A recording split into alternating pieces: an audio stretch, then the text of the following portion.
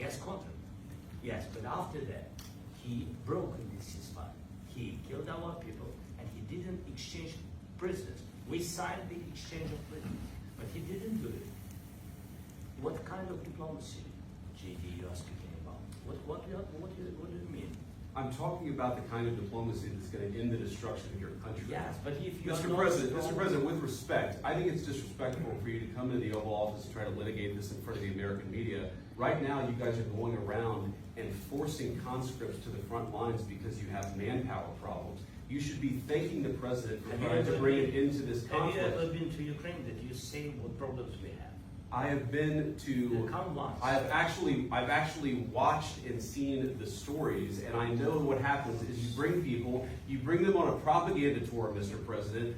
Do you disagree that you've had problems bringing people in your military?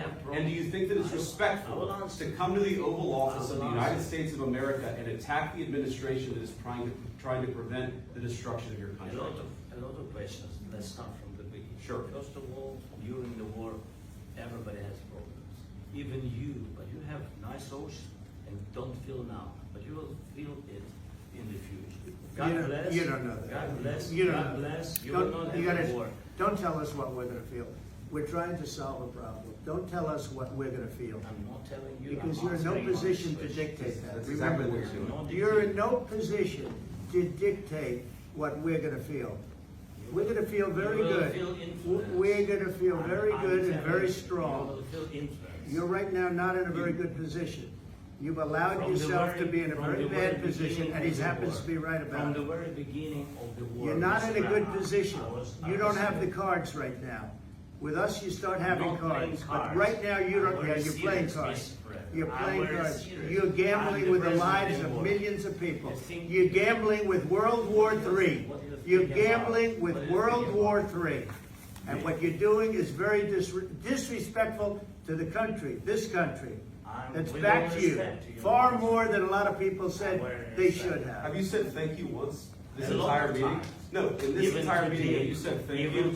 You went to Pennsylvania and campaigned for the opposition in October. Offer some words of appreciation for the United States of America and the president who's trying to save your country. Please, you think that if you will speak very loudly about the war, He's not speaking loudly. He's not speaking loudly. Your country is in big trouble. Wait a minute. No. You've done a lot of talking. Your country is in big trouble. I know. You're not winning. You're not winning this. You have a damn good chance of coming out okay because of us. Mr. President, we are staying in our country, staying strong from the very beginning of the war. We've been alone. And we are thankful. I said thanks. You haven't been this alone. Cabinet. You haven't been alone. We gave you, through this stupid president, $350 billion. We gave you military equipment, and your men are brave, but they had to use our military. If you didn't have our military equipment, this war would have been over in 2 weeks. In 3 days, I heard it from Putin. In 3 days. This is something maybe less. In 2 weeks, of course, yes. It's going to be a very hard thing to do business like this. Again, just say thank you. I said a lot of times to American people. Accept that there are disagreements, and let's go litigate those disagreements rather than trying to fight it out in the American media when you're wrong. We know that you're wrong. But you see, I think it's good for the American people to see what's going on. I understand. I think it's very important. That's why I kept this going so long. You have to be thankful. You don't have the cards. You're buried there. Your people are dying.